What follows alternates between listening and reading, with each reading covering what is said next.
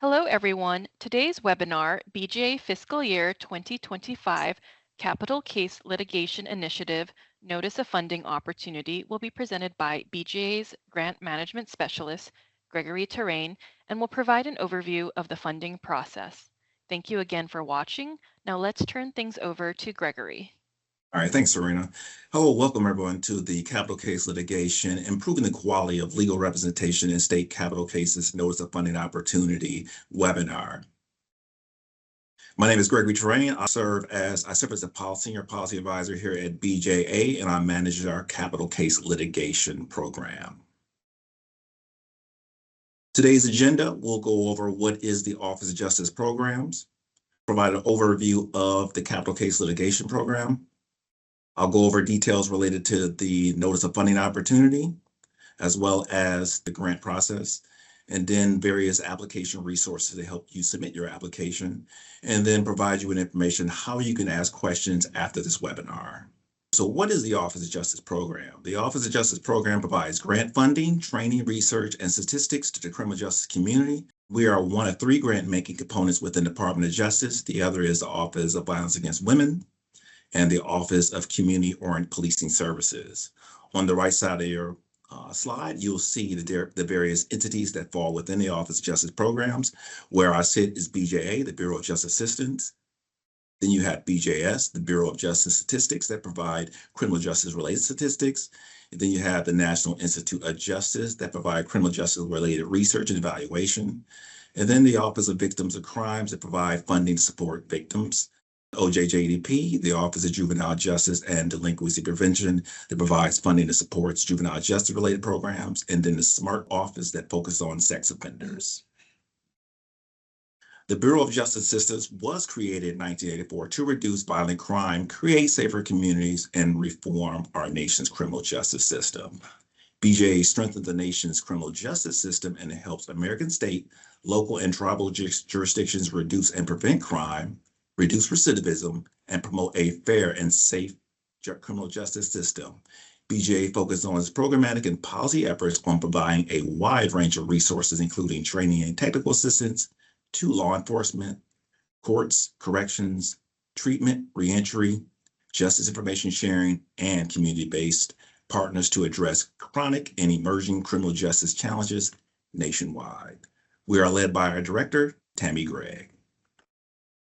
So how do we support the field? We do it in three different ways: through our investments, our sharing of knowledge, and our engagement. Example of that would be through our Notice of Funding Opportunities, where we put funding to go out to communities to support our goals. We do it through our sharing of knowledge. Through research, we fund research, also working with our federal partners at National Institute of Justice to do research related to the programs that we fund, to understand the inner workings of our program, as well as our engagement, doing listening sessions, working with our national and state partners and local partners to understand what's happening out in the field, to take that information from our engagement, from that shared knowledge, and then put that back into our investments to ensure that applicants and grantees are implementing programs with the latest information. Moving on to a funding purpose. Funding supports both prosecutor and defense attorneys in state capital cases. Prosecutor funding helps them represent public effectively. Defense funding improves the quality of legal representation for defendants. And overall, the goal is for fair, well-handled capital case proceedings. For capital prosecution, funding may be allowed to use for enhancing the ability of prosecutors to effectively represent the public by accomplishing one or more of the following: support better training and resources for state and local prosecutors, set clear standards for who should handle capital cases, review performances to make sure cases are handled effectively and consistently. In addition, support legal reforms to minimize potential errors in the trial of capital cases, support system reviews in which death sentence is imposed in order to identify cases in which post-conviction DNA testing may be appropriate, and lastly, provide support and assistance to families of murdered victims. Now, moving on to capital representation. establishing, implement, or improving an effective system for providing competent legal representation. 2, people who are indigent charged with an offense subject to capital punishment, those who have been sentenced to death and who seek appellate or collateral relief in state courts, and those who have been sentenced to death and who seek review in Supreme Court in the United States. For definitions of both effective system and legal representation, please refer to the NOFA under the general purpose for funding area. Now moving on to the details related to the NOFA. Eligibility requirements. Those who are eligible to apply are state governments. For the purpose of this NOFA, state means any state agency in states that authorize capital punishment and that conduct or will conduct prosecutors in which capital punishment is sought. Also referenced in this section of the NOFA, limit on number of applications. An applicant may submit only one application in response to this NOFA. Applications under which 2 or more entities, which may serve as partners in the application, would carry out to federal awards will be considered. However, only one entity may be the applicant for the NOFA and others must be proposed as a subrecipient. So what this means is if you apply, you can only apply to one application. And if you're looking to apply, including a partner, then only one can serve as the actual applicant. The other would have to serve as a subrecipient. BJA encourages applicants to submit an application where there are partners. Those are usually our stronger applications. An entity may be proposed as a subrecipient in more than one application. See the application guidelines or resource guide for additional information on subawards. Agency funding priorities. In order to advance public safety and help meet the mission, OJP will provide priority consideration to applicants that propose as applicable within the scope of funding opportunity projects designed to advance the goals listed on the slide. That being directly supporting law enforcement operations, combating violent crime, supporting service to American citizens, protecting American children, and lastly, supporting American victims of trafficking and sexual assault. In terms of the goals, objectives of this program, goal 1 is to enhance the effectiveness of prosecutors in state capital cases. That includes setting baseline standards, qualifications, and training for prosecutors that are aligned with the state and local needs. In addition, supporting strategies which may include legal reforms, case review, forensic testing, victim services, and are aligned with state and local priorities. Goal 2, strengthen defense representation in state capital cases for defendants who are indigent. That includes established a qualification framework for defense counsel that is consistent with state requirements, which may include maintaining a roster of attorneys who meet these standards. And then secondly, expand training, support, and resources for defense counsel consistent with state needs and available resources. Now we'll talk a little bit about unallowable costs. Definitely read this section very carefully to understand what you can use funding for and what you may not be able to use funding for. What I will highlight here on this slide, specific to this notice of funding opportunity, is the note below, which indicates grant awards shall not be used to fund directly or indirectly representation in specific capital cases. Again, make sure when you're working to submit your application that you are understanding what's allowable, what's not allowable under this notice of funding opportunity. For the federal award information, this program is funded to the amount of $4.1 million. We anticipate making up to 9 awards. These awards are for 36 months to 3 years, and the maximum amount of funding will be up to $450,000. What that means in terms of the up to $450,000, depending on your jurisdiction, the state that is applying, based off your need, you might not need the 450. You can request 200, 300,000, but the maximum is 450. We highly recommend you do request the maximum amount for this funding. Okay, basic minimum requirements. These are the critical elements of your notice of funding opportunity.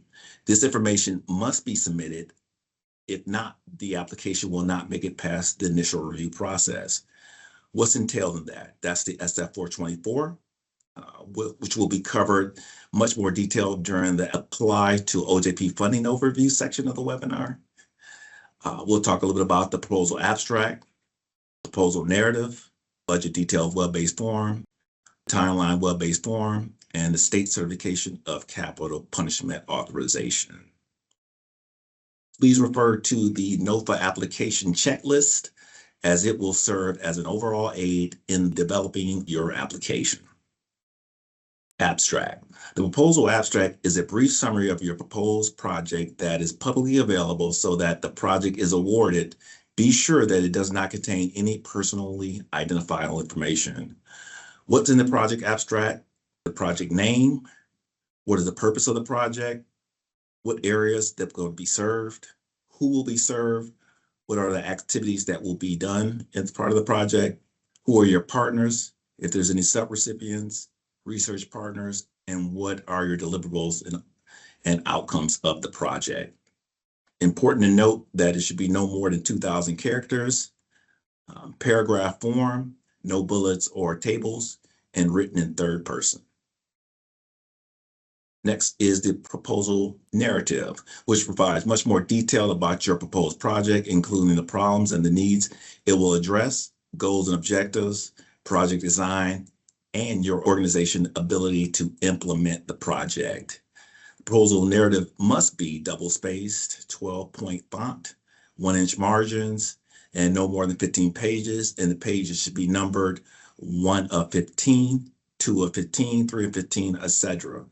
Note, if the proposal narrative fails to comply with these restrictions, OJP may consider such noncompliance in peer review and in final award decision. Helpful note, tables and charts such as project timelines and resumes may be submitted as separate attachments and will not count towards the 15-page limit. For the proposal narrative, applications are scored using 5 review areas. The problem statement explains the issue being addressed is worth 15% of the overall score. Goals and objectives describe what the project aims to achieve at 15%. Project design and implementation shows how the work will be carried out and is the most important factor, represent 40% of the overall score. Capabilities and competencies assess the applicant's experience and capacity at 20%, and the budget reviews whether costs are reasonable and justified at 10%. One thing I would recommend when you're completing your application or working the application, as you can see, both the project design, implementation, and capabilities and competence represent 60% of the overall score. So you may want to put most of your attention in those areas when you're completing the application process. Your budget should align with your proposal narrative and clearly explain how each cost will support the project. Costs should be reasonable and necessary for the proposed project. It should be completed in just grants. We have a link here about how and what the process is to submit the budget and to develop the budget.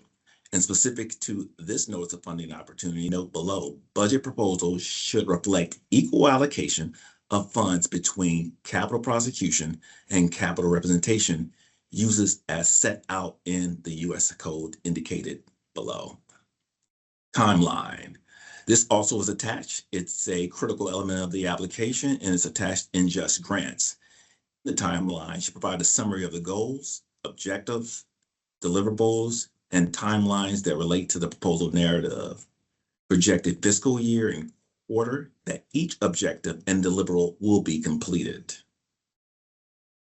Moving on to the state certification and capital punishment authorization. This is required for all applications. Again, it's a critical element. It is to be uploaded in just grants. The applicant entity, including its official and personnel, confirms that state authorized capital punishment under its laws and conducts or will conduct prosecution in which capital punishment is sought. Important note, the certification is a template within the NOFA. This is what the certificate looks like on your right-hand side. You are to click on the link in the NOFA to download the certification, fill out the required information, sign, and attach in just grants. Program requirements. Awardees must submit an annual report showing how funds were spent. For capital prosecution, states must explain how they qualify prosecutors, reduce errors, review cases for possible DNA testing, and support crime victims. For capital representation, states must explain how they appoint, train, and oversee qualified defense attorneys for indigent defendants.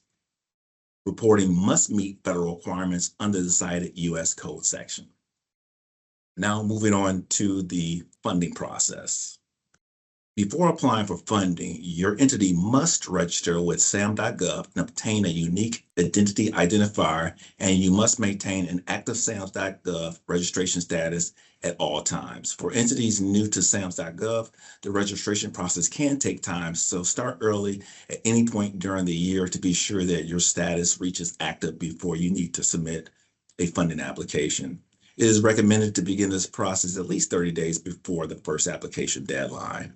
Review your registration at SAM.gov every 12 months. Even if you apply for a federal grant before, you'll need to check your registration is current and renew it if it is not. Applicants who do not have an active SAM.gov status will not be able to complete step 1 of the application process in grants.gov. Also be sure your organization's point of contacts in SAM.gov, especially the electronic business point of contact or eBiz POC, are current. The eBiz POC may receive notices about time-sensitive actions they need to take during application process.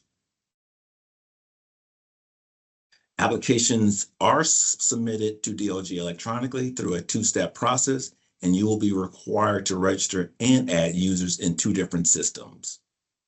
First, step 1. You'll submit the application for federal assistance or the SF-424 in grants.gov. For step 2, you'll complete the full application in Just Grants, which is DOJ's grant management system. Note that we recommend completing each section at least 48 hours before the deadline, not waiting until the deadline to submit materials.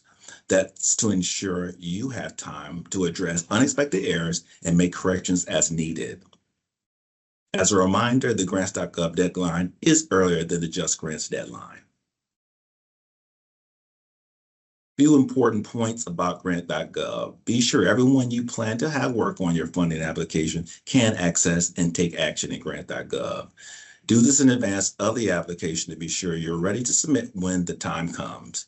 Grant.gov will only allow entities with an active SAM.gov registration status to submit an application for federal assistance, so check to be sure your registration is not expiring soon. One common question about the S-424 is, do I need a firm budget amount to submit this form? The answer is no. You can provide an estimate on the form and then update your funding request in Just Grants. Once submitted, the SF-424 helps to pre-populate standard information in your Just Grants application. One other note about the SF-424, the individual listed in Section 8F of this form is automatically identified as the application submitter in Just Grant. So be sure that that person is checking their email and is prepared to complete the application in Just Grants during step 2.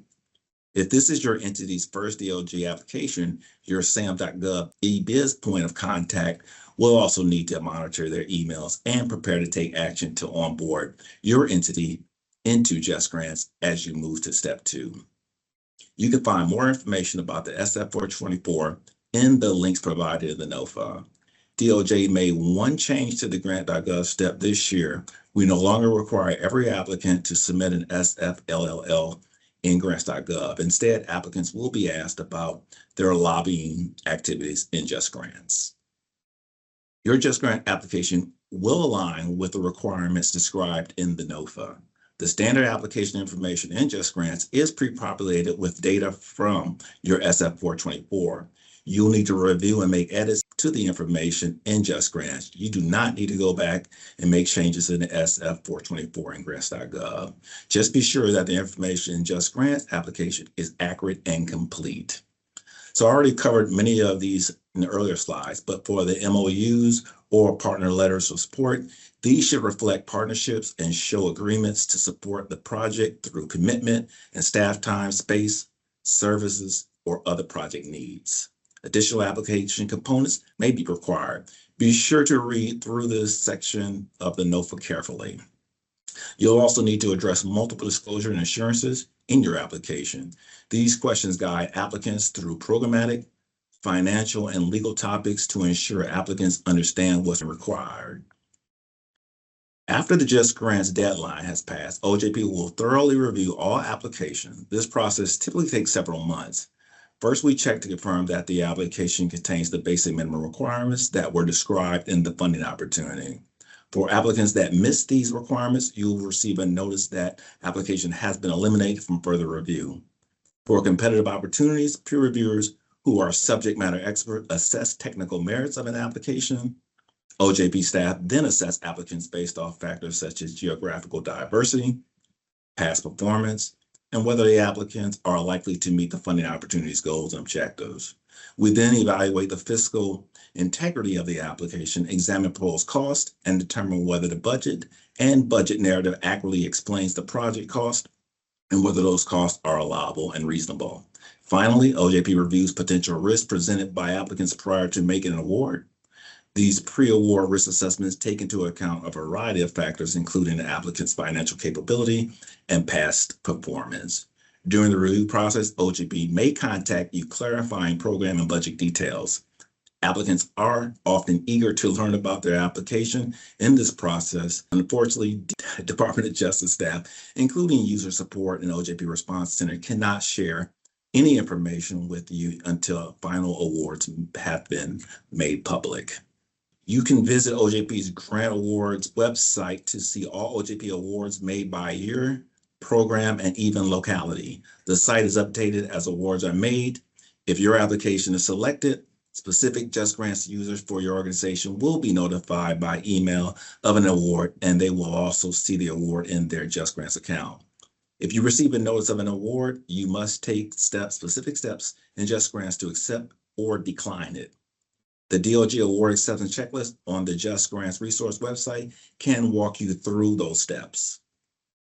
Now moving to application resources. Here you have the OJP Grant Application Resource Guide. Provides information related to how to apply for the funding in detailed and step-by-step. At the bottom of the page is a link to the application resource guide. Moving on to Just Grants Resource website, here is a lot of information that you'll be able to obtain and learn more about the Just Grants system and how to apply through the Just Grants system.